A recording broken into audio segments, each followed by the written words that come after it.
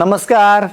वाढत्या वयामुळे गुडघेदुखी होणे आता फक्त ज्येष्ठांची समस्या राहिलेली नाही, तर कमी वयातही अनेकांना गुडघेदुखीचा त्रास जाणवतो. पायऱ्या चढताना, उतरताना होणारा आवाज, बसून उठताना होणाऱ्या वेदना आणि सूज यांमुळे तुमचे चालणे कठीण झाले आहे का? आज या व्हिडिओमध्ये आपण पाहणार आहोत की गुडघेदुखीचे मुख्य कारणे काय आहेत आणि ऑपरेशन टाळून आयुर्वेदानुसार आपण गुडघेदुखी कशा प्रकारे घालवू शकतो. गुडघेदुखीची सविस्तर कारणे पुढील प्रमाणे: सांध्यांमधील वंगण किंवा गादी कमी होणे म्हणजे सायनोव्हेल फ्लुइड किंवा कार्टिलेज लॉस होणे. आपल्या दोन हाडांच्या मध्ये कार्टिलेज असतं आणि त्याभोवती सायनोव्हेल फ्लुइड नावाच्या वंगणासारखा पदार्थ असतो, जो ग्रीस सारखे काम करतो, जो हाडांचे घर्षण होऊ देत नाही. वयोमानानुसार किंवा शरीरातील कोरडेपणा वाढल्यामुळे हे वंगण सुकू लागते. जेव्हा हे वंगण कमी होते तेव्हा दोन हाडे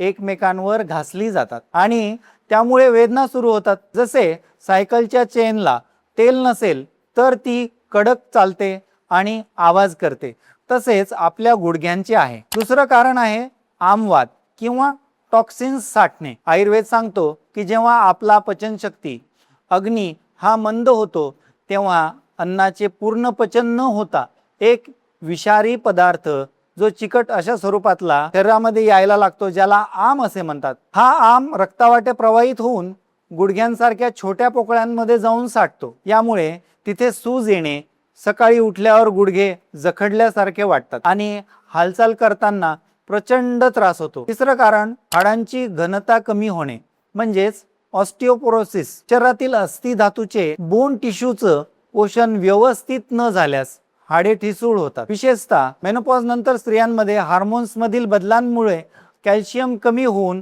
गुडघे लवकर खराब होतात. पुढील कारण चुकीच्या चालण्याच्या सवयी आणि पोस्चरल मिस्टेक्स. उभे राहून पाणी पिणे. आयुर्वेदानुसार उभे राहून पाणी प्यायल्याने शरीरातील वायूचा समतोल बिघडतो आणि त्याचा थेट परिणाम सांध्यांच्या आरोग्यावर होतो. उंच सखल जमिनीवर अनवाणी जास्त वेळ चालणे किंवा उभे राहणे यामुळे गुडघ्यांवर मेकॅनिकल स्ट्रेस येतो. चुकीची पादत राहणे. खूप उंच टाचेचे हाय हिल्स असलेल्या सँडल्समुळे शरीराचे वजन गुडघ्यांवर अयोग्य पद्धतीने पडते. आता यावरील आयुर्वेदिक उपाय आपण बघूया. स्नेहन आणि स्वेदन, ऑइल मसाज आणि स्टीम. गुडघ्याला वातनाशक तेल किंवा वेदनाहर तेलाने हलक्या हाताने मसाज करावा. मसाज केल्यामुळे तेथील रक्तपुरवठा सुधारतो आणि सांध्यांमधील वात, कोरडेपणा कमी होतो. तेल लावल्यानंतर वाफेने किंवा गरम पाण्याच्या पिशवीने शेकल्यामुळे तेलाचे गुणधर्म हाडांपर्यंत खोलवर झिरपतात. जानुबस्ती. उडदाच्या पिठाचा गोल वेढा गुडघ्यांवर करून त्यात औषधी तेल धरले जाते. हे तेल साधारणतः 10 ते 20 मिनिटे तेथे राहिल्यामुळे ते हाडांमधील पेशींचे पुनरुज्जीवन म्हणजेच रिजनरेशन करते. ज्यांना गादी घासली आहे असे सांगितले जाते त्यांच्यासाठी हा नॉन सर्जिकल उपाय आहे. आहारात तूप आणि डिंकाचे महत्त्व. रोज सकाळी रिकाम्या पोटी 1 चमचा गाईचे तूप खावे. तूप हे सांध्यांसाठी उत्तम नैसर्गिक वंगण आहे.